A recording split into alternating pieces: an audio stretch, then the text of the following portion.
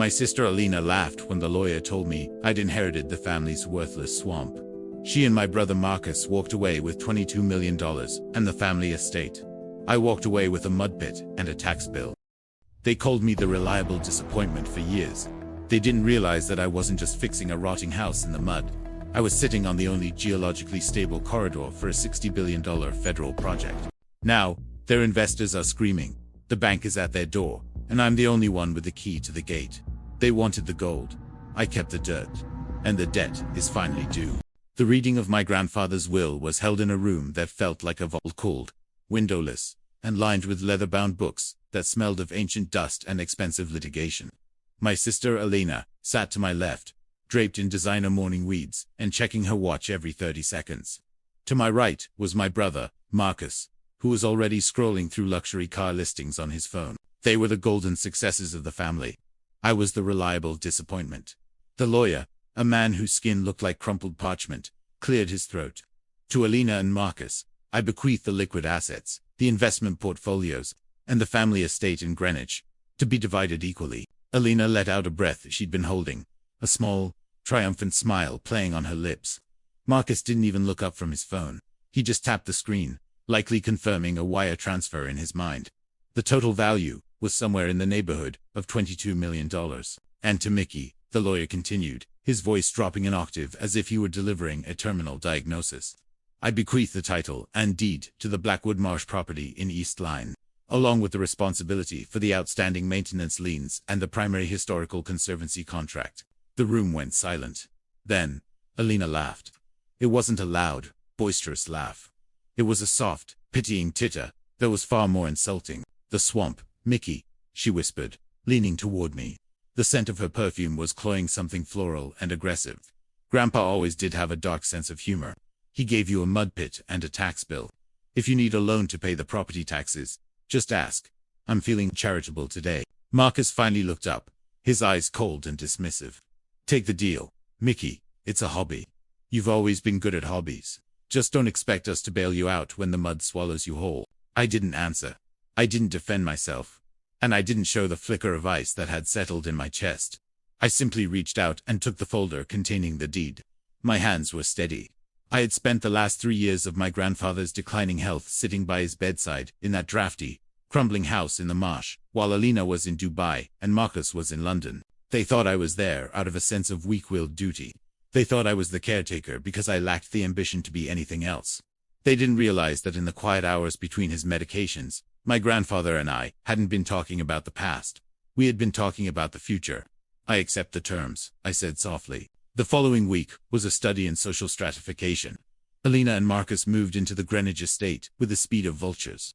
They threw a life celebration party that cost more than my annual salary. I attended, standing in the corner of the marble foyer, watching them hold court. Mickey's moving to the marsh, Marcus announced to a group of their wealthy associates, raising a glass of vintage crystal. He's going to be the king of the mosquitoes. Someone get the man a mosquito net as a housewarming gift. The room erupted in polite, wealthy laughter.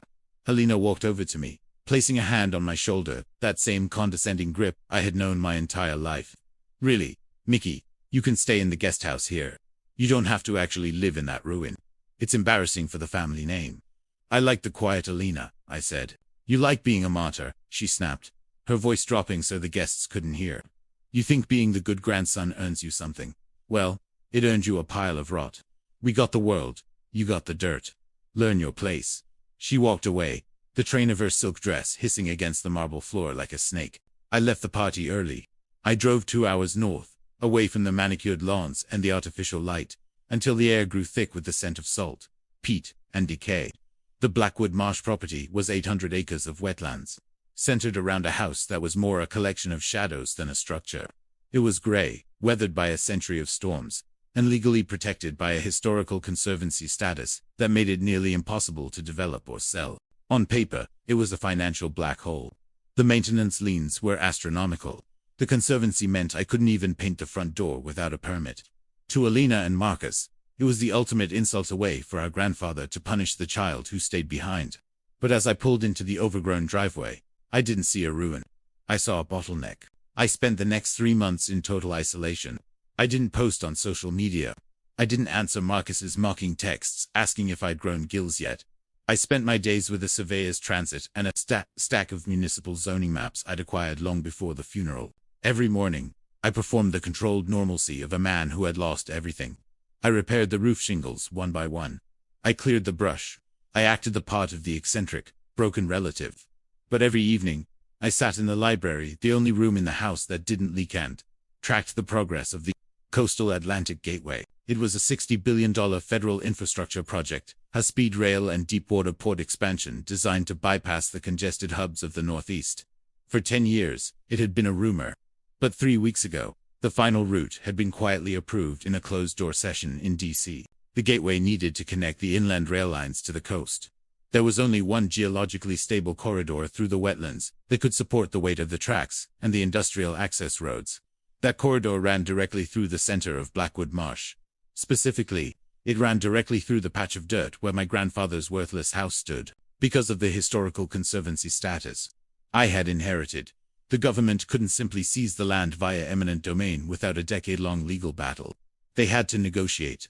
And because the project was backed by private investors who were already bleeding millions in holding costs, they needed a deal fast. I sat at my desk, the glow of my laptop the only light in the vast, dark house. I looked at the list of lead investors for the Gateway project. There, at the very top, was Vance and Associates. My sister's firm. Elena had taken her half of the inheritance and leveraged it to the hilt, joining a consortium of developers to bet everything on this project. She had bought thousands of acres on either side of the marsh, planning to build luxury hubs and industrial parks. She was the visionary, but her empire was divided by 800 acres of mud. She thought the marsh was a gap in the map. She thought I was a ghost. She didn't realize that I wasn't just living in the house. I was the one holding the key to the only door in a wall she didn't even know I'd built. My phone buzzed. It was a group text from Marcus. A photo of him on a yacht in Monaco. "Hope the mud isn't too cold. Mickey, we're thinking of you." Not really. I didn't reply. I deleted the message and turned off the phone. I looked out the window at the dark, shifting waters of the marsh. The silence was absolute. It was the kind of silence that precedes a landslide. Elena and Marcus had the gold, the lights, and the laughter. But I had the dirt. And very soon, they would realize that you can't build a kingdom in the sky if someone else owns the ground. The first letter from the Department of Transportation arrived the next morning. It was polite. It offered a fair market value for a right-of-way easement. I tucked it into a drawer next to my grandfather's old silver watch. I wasn't ready to talk yet. I wanted them to get desperate. I wanted Elena to put more of her money into the gateway. I wanted her to be so deep in the project that the thought of a delay would keep her awake at night. I picked up a hammer and went out to the porch. There was a loose board that needed fixing. I worked slowly, methodically, a man with all the time in the world. As I hammered the nail into the gray wood, I wondered, how much is a worthless swamp worth when it's the only thing standing between my sister and the world she thinks she owns? The silence of the marsh was broken on a Tuesday. I was on the roof, replacing cedar shakes with the methodical rhythm of a man who had nowhere else to be. When the sharp, mechanical whine of a high-end engine cut through the fog, a white Range Rover to clean for these roads crept up the driveway, its tires crunching over the gravel I'd purposely left unleveled. Elena stepped out of the car like she was stepping onto a red carpet, shielding her eyes from the dull gray sun. She was wearing a trench coat that cost more than the house's foundation, and she looked at the peeling paint of the porch with a mixture of disgust and predatory interest. "Mickey," she called out, her voice pitching into that false, melodic sweetness she used for clients. "My God, look at you. You look like a character out of a Gothic novel. Come down from there before you break your neck." I climbed down the ladder slowly, wiping my hands on a grease-stained rag. I didn't rush. I didn't offer a hug. I just stood on the bottom rung and looked at her. "What brings you to the mud pit, Elena?" I asked. She laughed, but it was brittle. She walked toward the porch, her heels sinking into the soft earth. "I was in the area for a site visit. Marcus and I are, well, we're expanding. You know how it is. We actually have some exciting news that might help you out of this situation." She followed me into the house. I hadn't made any effort to make it look lived in for company. The air was cool and smelled of damp earth and old paper. I led her to the kitchen, where I poured 2 glasses of lukewarm water. I didn't offer her a chair. The only ones that were safe to sit on were covered in blueprints and survey maps. "We're breaking ground on the coastal gateway next month," she said, her eyes scanning the room, landing on the stack of mail in the corner. It's going to be the biggest logistics hub on the eastern seaboard. But there's a small hiccup, a bureaucratic one. A hiccup, I repeated. The Department of Transportation mentioned a right-of-way issue, she said, leaning against the counter, trying to look casual. Apparently, this old heap sits right on a proposed utility spine. They offered you a settlement, didn't they? I heard you haven't responded. I've been busy with the roof, I said. Elena's mask slipped for a fraction of a second. A flash of genuine irritation crossed her face. Mickey, listen to me. I'm trying to save you. The DOT is prepared to offer you $500,000. For this, it's a gift. You take the money, you buy a nice condo in the city, and you walk away from this debt trap. I've even brought the paperwork. I can represent you as the lead developer. It'll be seamless. She pulled a thick envelope from her designer bag and slid it across the wooden table. $500,000, I said, looking at the envelope but not touching it. That seems low for the center of a $60 billion project. The silence that followed was heavy. Elena's posture straightened. The charity was gone. The shark was back. Don't get greedy, Mickey. It doesn't suit you, she said, her voice dropping to a cold, clinical edge. The value of this land is zero. It's a swamp with a historical lien. If you fight the DOT, they'll tie you up in court for 20 years. You'll die in this house, broke and alone, while the project just builds around you. If they could build around me, Elena, you wouldn't be here, I said quietly. I walked over to the window and looked out at the marsh. I saw the new zoning maps. The geological shelf only supports heavy rail in one specific lane. My grandfather knew that. He spent 40 years fighting to keep this house under a historical conservancy, just so no one could ever bulldoze it. He didn't give me a pile of rot. He gave me a fortress. Elena walked up behind me, her presence sharp and intrusive. You think you're smart? You think you can hold up a federal project? Marcus and I have $18 million leveraged into the surrounding acreage. If this project stalls because of you, we lose everything. Do you understand? Everything. I understand that you took the gold, I said, turning to face her. You took the investments, the house in Greenwich, and the liquidity. You left me with the mud and the responsibility. I'm just following through on my inheritance, Elena. I'm conserving the history. She let out a sharp, jagged breath. You're doing this to hurt us. Because you're jealous. I'm not doing anything, I said. I'm just sitting on my porch. You're the one who built an empire on top of my front yard, without asking if the gate was open. Elena grabbed her bag, her face flushed with a dark, suppressed rage. Fine. Stay here, rot in your swamp. But don't look for me when the state comes in with an emergency seizure order. I won't stop them. In fact, I'll help them. She marched out of the house, her heels clacking violently against the floorboards.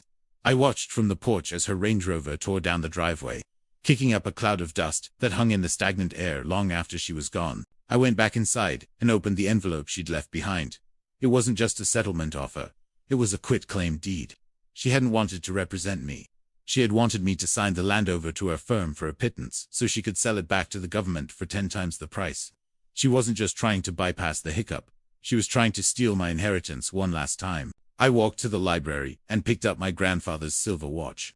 I wound it slowly, listening to the steady click-click of the gears. That night, I received a text from Marcus. It wasn't a photo of a yacht this time. Sign the papers. Mickey, don't be a martyr for a dead man's ego. This is bigger than you. I didn't reply. Instead, I sent an email to a specific contact I had made during my researcher-led investigator for the Environmental Protection Agency. I attached a series of high-resolution photos of a rare species of orchid I had found growing near the proposed rail line, a species that was on the federal endangered list. A historical conservancy was one thing. A federally protected habitat was another entirely. The trap was now triple-locked. The DOT couldn't build, Elena couldn't sell, and Marcus Smolkus was about to find out what happens when you buy a luxury car with money that only exists on a map you don't own. I sat in the dark, listening to the frogs in the marsh. It was a beautiful sound. The sound of a world that wasn't moving, and a sister who was about to realize that some things, like the ground beneath your feet, can't be bought with a smile and a threat. The following months were defined by a silence so heavy it felt like a physical weight. I stopped answering the door. I blocked Elena and Marcus on all platforms. I became a ghost inhabiting a ruin, while 40 miles away, the Golden children were watching their empire begin to bleed. By the second month of my isolation, the Coastal Gateway project hit a wall. The Department of Transportation had released their revised environmental impact report, and the rare orchid I discovered had triggered a mandatory federal stay. Construction couldn't begin within 5 miles of the marsh until a full biological assessment was completed. For a massive infrastructure project, time isn't just money, it's a death sentence. I spent my days in the library, the windows fogged with the damp breath of the swamp. I wasn't just waiting, I was documenting. Every week, a black town car would park at the edge of my property line. Men in charcoal suits would step out, look at the house with binoculars, and consult maps. They never crossed the line. They knew about the historical conservancy status. 1 foot on my porch without permission would be a trespassing charge that would make the evening news. Then came the time skips. Week 12. Marcus's yacht was listed for sale. I saw it on a luxury brokerage site I monitored. The price was 20% below market value. He needed liquidity. He had leveraged his entire inheritance into the Gateway Industrial Parks. And now the banks were calling in the bridge loans. Week 16. Elena's firm, Vance & Associates, issued a restructuring notice. They were bleeding $200,000 a day in holding costs for the land they couldn't build on. The investors, the ones he had charmed with promises of a visionary hub, were starting to ask why. A single, crumbling house was holding up a $60 billion federal project. I sat on my porch one evening, watching the fireflies. My grandfather's watch ticked in my pocket. The point of no return happened on a Tuesday. I received a certified letter from a high-powered law firm in D.C. It wasn't an offer this time. It was a summons for a deposition. They were trying to prove that my historical conservancy was a sham, a bad faith effort to obstruct interstate commerce. I didn't call a lawyer. I called the local historical society. I'd like to donate the interior archives of the Blackwood estate, I told the curator. Specifically, the original 19th century land grants that prove this marsh was designated as a permanent public trust by the founding governor. I had found the documents in a false bottom of my grandfather's desk. He hadn't just fought to keep the house. He had found a legal loophole that predated the state itself. The land wasn't just historical, it was untouchable. I felt a cold clarity in that moment. I could have sold. I could have taken 20 million and lived a life of luxury. But then I would be just like them. I would be a person who measured the world in square footage, an ROI. I looked at the house. It was ugly. It was damp. It was falling apart. And it was the only thing in my life that wasn't for sale. The realization was a quiet thunderbolt. I didn't want their money. I wanted their time. I wanted them to feel every second of the years I had spent sitting by a dying man, sped while they were busy being important. The panic started in the 5th month. I was at the hardware store in town, the only place I went, when I saw a headline in the local paper. Coastal Gateway Project stalls. Investors pull out. Underneath the headline was a photo of Elena. She looked haggard. The designer coat was gone, replaced by a sensible blazer that looked 2 sizes too big. She was standing in front of a podium, trying to explain that the logistics were being finalized. I bought the paper, drove back to the swamp, and burned it in the fireplace to heat my coffee. That night, the headlights appeared again. Not the Range Rover. A yellow taxi. Marcus stepped out. He wasn't wearing a suit. He was wearing a hoodie and jeans, and he looked like a man who hadn't slept in a week. He didn't wait for an invitation. He pounded on the door until I opened it. "Mickey, please," he rasped. He didn't look like the King of Monaco anymore. He looked like a beggar. "The banks are seizing the Greenwich house. Elena is facing a federal fraud inquiry because she told the investors the right-of-way was already secured. We're ruined. Mickey, just sign the easement. We'll give you 5 million. 10 million. Whatever you want."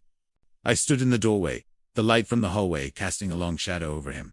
"I don't want the money, Marcus," I said. "Then what do you want?" he screamed, his voice breaking. "You want us to crawl? You want us to say we're sorry? Fine, we're sorry. We were assholes. Now save us." "I'm not a savior, Marcus," I said, my voice barely a whisper. "I'm just the caretaker, and the house isn't ready for guests yet."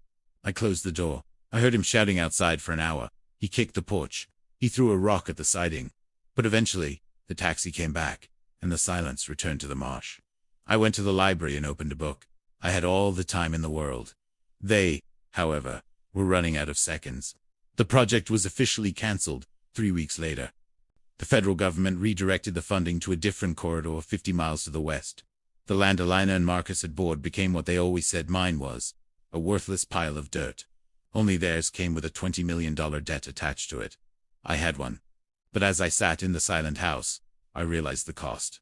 I was 32 years old, and I was the king of a swamp. I had my justice, but I had no one to tell about it. Was the silence worth the victory, or had I just built a different kind of prison for myself? The aftermath of a $60 billion collapse doesn't sound like a crash. It sounds like a long, slow exhale. The news barely made a ripple in the national headlines, but in the coastal town of Eastline, it was an earthquake. The speculators who had bought up local diners and motels in anticipation of the boom vanished overnight. The for sale signs that had sprouted like weeds along the highway were suddenly replaced by foreclosure notices. I watched it all from the safety of the Blackwood Marsh. To the world, I was just a stubborn hermit who had accidentally won a war against progress. To my siblings, I was the architect of their extinction. It began with the repossession of Marcus's life. Because he had used his inheritance as collateral for bridge loans to fund his luxury transit hubs, the bank didn't just take his investments, they took his dignity. I saw a photo in a tabloid Marcus standing on a sidewalk in Greenwich, next to a pile of expensive suitcases, looking bewildered, as a locksmith changed the bolts on the family estate. Elena's fall was more clinical. The Vance and Associates headquarters was shuttered by federal investigators. When you tell billionaires that a right-of-way is secured when it isn't, the SEC tends to call it wire fraud. She wasn't standing on a sidewalk. She was sitting in a lawyer's office, selling her jewelry to pay for a defense team that was already telling her to prepare for a plea deal. They didn't understand why I had done it. Even now, with their lives in tatters, they thought it was about the orchid. They thought it was an environmental zealot, or a bitter younger brother. They didn't realize that the consequences weren't the loss of their money. The consequence was the realization that they were never as smart as they told themselves they were. A month after the project was cancelled, a rust bucket of a car I didn't recognize rattled up my driveway. It was a rental, the kind of economy vehicle Elena wouldn't have used to transport her dry cleaning a year ago. She got out, and for the first time in my life, I saw her without makeup. Her skin was sallow, and her hair was pulled back into a severe, utilitarian knot. She didn't look like a mogul. She looked like a woman who had spent the last 30 days crying in a dark room. I was on the porch, painting the railing a clean, historical white. I didn't stop when she approached. "Mickey," she said. Her voice was thin, stripped of its melodic authority. "Elena," I replied, dipping my brush into the tin. She stood at the bottom of the steps. She didn't try to come up. She knew the rules now.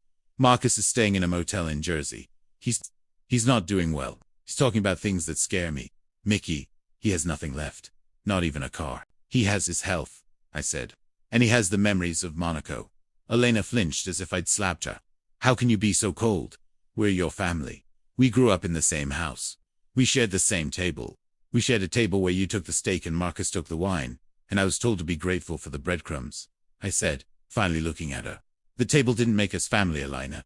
It just made us diners in the same room." She gripped the strap of her bag of knockoff. I noticed. The real ones had been sold. "The investors are suing me for everything I have left. I'm going to lose my license. I might go to prison. All because you wouldn't sign a piece of paper that would have made us all rich." "It would have made you rich," I corrected. "I would have been the man who sold his grandfather's soul for a condo. I preferred the swamp." "What do you want from us?" she whispered, and a single tear escaped, carving a path through the dust on her cheek. "You've won. We're broke. We're disgraced. Is that enough? Does that make the reliable disappointment feel like a big man?" I put the brush down and stepped off the porch. I stood in front of her, and for the first time, I realized I was taller than she was. I had always shrunk myself in her presence, an unconscious habit of survival. "I don't want you to be broke," I said, "and I don't want Marcus to suffer. But I want you to understand one thing. The worthless inheritance you mocked. It's the only thing that's still standing. Your investments vanished because they were built on air and arrogance. This house is still here because it's built on the dirt." I reached into my pocket and pulled out a small, handwritten ledger. It was my grandfather's maintenance book. "There is a small cottage on the north end of the property," I said. "It's drafty, the plumbing is temperamental, and there's no Wi-Fi. But it's dry, and the taxes are paid for the next 10 years. Elena looked at the ledger, her brow furrowing. "What are you saying?" "I'm saying that the caretaker has an opening," I said. "If you and Marcus want to eat, you'll work. You'll help me clear the brush. You'll help me restore the historical archives. You'll live on a stipend that I provide, and you'll follow the conservancy rules." The horror on her face was almost comical. To Elena, manual labor in a swamp was a fate worse than prison. It was the ultimate erasure of her visionary identity. "You want us to be your servants," she spat, a flicker of her old fire returning. "I want you to be productive," I said. "I'm offering you a place to live, and a way to earn your keep. It's more than you offered me when you told me to learn my place at the party. I'd rather sleep in my car," she hissed. "You don't have a car, Elena. That's a rental. And the lease is up tomorrow." I turned around and walked back up the steps. "The offer stands until sunset. After that, I'm locking the gate. I've decided I've had enough of guests for a while. I didn't watch her leave. I went back to painting the railing. I focused on the long, smooth strokes of the brush, the way the white paint covered the gray, weathered wood. It was a slow process, but that was the point. You can't rush restoration. An hour later, I heard the rental car drive away. I didn't feel the triumph I expected. I felt a strange, hollow sort of peace. I had given them a choice. I had offered them the same life I had lived, the quiet, the labor, the invisibility. I had offered them a way to be reliable, but I knew they wouldn't take it. Not yet. They would try to hustle. They would try to find another gateway, another scheme, another person to climb over. They would spend the next year drowning in the realization that the world doesn't care about their vision if they don't have the dirt to back it up. As the sun began to set over the marsh, the sky turned a bruised, violent purple. The frogs began their nightly chorus. It was an ancient sound, a sound that didn't care about federal grants or luxury yachts. I went inside and made a simple dinner. I sat at a large wooden table in the kitchen, the one where Elena had tried to steal my deed. My phone buzzed on the counter. It was a notification from a local news app. Marcus Vance arrested for public intoxication and disorderly conduct. I stared at the screen for a long time. I could help him. I could drive down to the station, pay his bail, and bring him back here. I could be the good brother, one more time. But then I remembered the way he laughed when he told the room I was the king of the mosquitoes. I remembered the way he didn't even look up from his phone. When the lawyer told me I had inherited a debt, I put the phone face down on the table. Justice isn't just about what you do to people. It's about what you stop doing for them. I was done being the foundation for their stories. I was busy building my own. I picked up my grandfather's watch. I wound it until I felt the resistance, the point where the gears could take no more. Then, I set it down and listened to the silence. It was the most expensive thing I owned. The following week, the silence didn't just return. It deepened. The swamp has a way of absorbing sound, while 40 miles away, the Vance name was being scrubbed from the ledgers of polite society. I knew they would try one last time. People like Elena and Marcus don't accept a fall. They looked for a trapdoor. The final move came on a humid Thursday evening. I was sitting in the library when I heard the heavy, rhythmic thrum of a helicopter. It wasn't the police or the dot. It was a private bird, landing in the clearing just beyond my property line. Elena stepped out, accompanied by an older man in a charcoal suit and Hamilton Thorne. He was a fixer. A man whose entire career was dedicated to making inconvenient people disappear behind NDAs and settlement checks. Marcus followed behind them, looking sober but twitchy, his eyes darting around the marsh with a mix of fear and renewed arrogance. They didn't knock Dot. They walked right into the house, Thorne leading the way, as if he already owned the floorboards. "Mickey," Thorne said, his voice a smooth, practiced baritone. "I've reviewed the situation.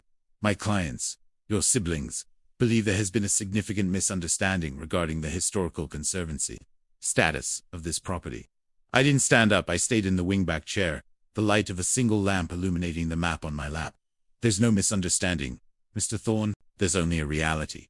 "The reality," Thorne countered, sliding a leather portfolio onto the desk, "is that we've discovered your grandfather's secondary will, the one signed 6 months before the version you read.